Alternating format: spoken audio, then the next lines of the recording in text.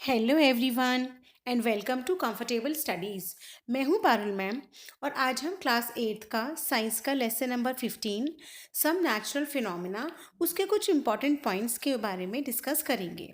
ठीक है, तो इससे पहले हमने दो वीडियोस में नेचुरल फिनोमेना, एक तो लाइटनिंग और दूसरा अर्थक्वेक के ऊपर अलग अलग वीडियोस बनाए थे। तो अगर आपने वो नहीं देखा है तो चैप्टर रीड करने के बाद आप उसे ज़रूर देख लें ताकि आपको और अच्छे से समझ आ सके। ठीक है, और यही चैप्टर के एंड में यहाँ पे जो जहाँ चैप्टर एंड होता है यहाँ पे ये ना कुछ व्हाट यू हैव लर्नड करके एक इम्पॉर्टेंट पॉइंट्स दिए होते हैं, इम्पॉर्टेंट नोट्स दिए होते हैं। तो almost MCQs, fill in the blanks, true false या कुछ क्वेश्चंस भी इनमें से आ जाते हैं और इनसे पूरा चैप्टर जो है वो क्लियर हो जाता है। जैसे कि ये इसमें देखो काफ़ी सारे पॉइंट्स दिए हैं, तो इसलिए मुझे लगा कि मैं एक बार ये वाले आपके साथ डिस्कस कर लूँ ताकि आपको अच्छे से रिविजन हो जाए।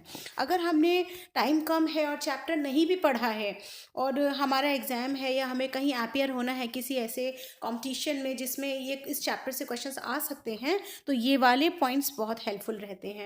तो वीडियो शुरू करने से पहले अगर आपने अभी सब्सक्राइब नहीं किया है हमारा चैनल तो प्लीज़ कर लें ताकि आपको आने वाली वीडियोस का नोटिफिकेशन मिल सके और मुझे भी मोटिवेशन मिल सके।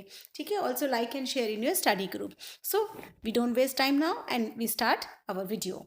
ओके, तो इसमें है सबसे पहले point 1, some objects can be charged by rubbing with other objects.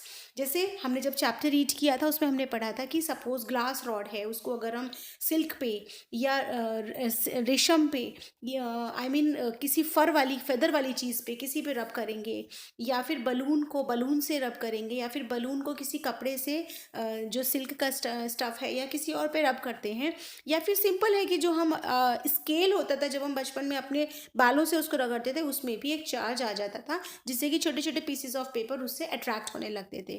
ठीक है, तो क्या है, some objects can be charged by rubbing with other objects. दूसरे ऑब्जेक्ट से रगड़ने पर उनमें चार्ज डेवलप हो जाता है। There are two kinds of charges, दो टाइप के चार्ज होते हैं, one is positive charge and then other is negative charge. ठीक है, like charges repel and unlike charges attract each other. जो एक जैसे होते हैं चार्जेस क्या उनसे बताए थे, एक तो पॉजिटिव यानी प्लस एंड नेगेटिव यानी माइनस। तो जो पॉजिटिव और पॉजिटिव हैं अगर एक जैसे हैं, लाइक चार्जेस यानी एक जैसे चार्जेस, प्लस प्लस या माइनस माइनस आपस में रिपेल करते हैं, एक दूसरे से दूर जाते हैं। और अनलाइक चार्जेस मीन्स एक प्लस है दूसरा माइनस है, that attract each other. Okay, next is the electrical charges produced by rubbing are called static charges. तो क्या होता है स्टैटिक चार्जेस, कि जहाँ पे चार्ज अगर रब करने से जो चार्ज डेवलप हुआ है उसको रब करने से वो स्टैटिक होता है। क्यों? क्योंकि वो एक प्लेस से दूसरे प्लेस पर वो ट्रांसफ़र नहीं होता है, करंट का फ्लो नहीं होता है, चार्ज जो है वो एक ही प्लेस पे रहता है। तो ऐसे उस चार्ज को क्या कहते हैं, स्टैटिक चार्ज कहते हैं। ठीक है, when charge move they constitute an electric current. हाँ, जो भी मैंने बताया, अगर वो मूव करेगा चार्ज तो वो इलेक्ट्रिक करंट कहलाएगा।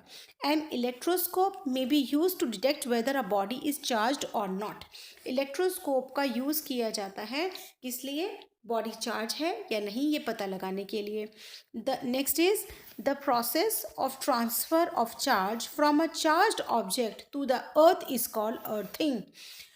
अर्थ में चार्ज का चले जाना क्या कहलाता है, अर्थिंग कहलाता है। The process of transfer of charge from a charged object to the earth is called earthing. Earthing क्या होती है, जैसे बड़ी हाई राइज बिल्डिंग्स होती हैं उनमें यहाँ पे एक कंडक्टर लगाया जाता है जिसमें अगर आकाश से जो बिजली, आसमान से जो बिजली गिरती है, लाइटनिंग जो होती है वो उसमें होते होते वो अर्थ में चली जाती है, उससे पूरी बिल्डिंग डैमेज होने से या फिर करंट के फ्लो हो जाने से बच जाती है। ठीक है, उसे क्या कहते हैं, अर्थिंग कहते हैं।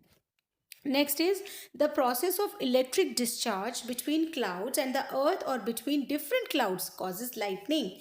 तो जो इलेक्ट्रिक डिस्चार्ज है बिटवीन क्लाउड्स, दो क्लाउड्स के बीच में या फिर क्लाउड एंड अर्थ के बीच में या फिर दो डिफरेंट क्लाउड्स के बीच में जो होता है उससे क्या होता है, लाइटनिंग डेवलप होती है। जैसे प्लस माइनस प्लस, तो इसकी वजह से प्रेशर बनता है जिससे कि इलेक्ट्रिक डिस्चार्ज होता है, जिसके बाद इलेक्ट्रिक करंट का फ्लो होता है। ठीक है। Next is lightning strike could destroy life and property. अगर आकाश से, आसमान से जब बिजली गिरती है, इसकी वजह से कोई भी लाइफ, किसी की जान भी जा सकती है और किसी प्रॉपर्टी का भी नुकसान हो सकता है। ठीक है। Lightning conductors can protect buildings from the effect of lightning. अभी बताया था ना, बिल्डिंग्स में लाइटनिंग कंडक्टर का यूज़ किया जाता है जिससे कि इफेक्ट ऑफ लाइटनिंग को कम किया जा सके। Next is an earthquake is a sudden shaking और trembling of the earth. Earthquake is caused by a disturbance deep inside the Earth's crust. Earth crust के जो बिल्कुल अंदर, जो क्रस्ट की जो लेयर्स हैं, उनमें जो डिस्टर्बेंस होता है उसकी वजह से अर्थक्वेक होता है। Right.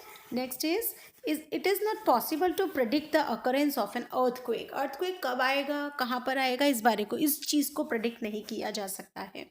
Next is earthquakes tend to occur at the boundaries of earth's plates. These boundaries are known as fault zones. तो जैसे अर्थ के अंदर जो अर्थ क्रस्ट है उसमें ऐसे स्टोन्स जो हैं अलग अलग फॉर्म में इस तरीके से ऐसे लगे हुए हैं, जिनको हम प्लेट्स भी कहते हैं।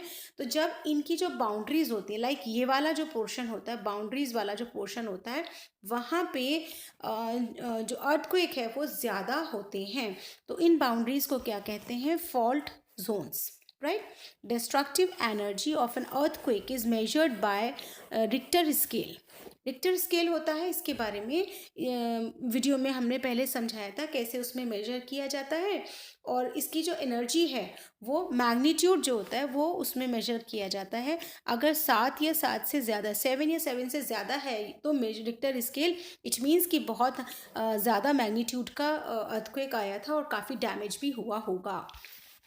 ठीक है। Next is we should take necessary precautions to protect ourselves from earthquakes. हम बहुत सारे प्रिकॉशंस ले सकते हैं जिससे कि हम अर्थक्वेक से बच सकते हैं। जैसे कि हमें जो है किसी टेबल के नीचे चले जाना चाहिए, किसी हाई बिल्डिंग या टॉल किसी बिल्डिंग के आसपास नहीं रहना चाहिए, हमें कहीं ग्राउंड पे चले जाना चाहिए ताकि उसके इफ़ेक्ट्स को कम किया जा सके। तो ये नोट्स में इतना ही दिया था।